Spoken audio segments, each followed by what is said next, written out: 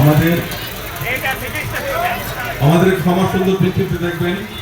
আমরা অনুষ্ঠান সাজিয়েছিলাম, যে কোনো ঘটনাক্রমে প্রধান অতিথি ব্যস্ত থাকার কারণে আমাদের একটু জরুরি বিচ্যুতি হবে। আমাদের ক্ষমা সুন্দর দৃষ্টিতে দেখবেন।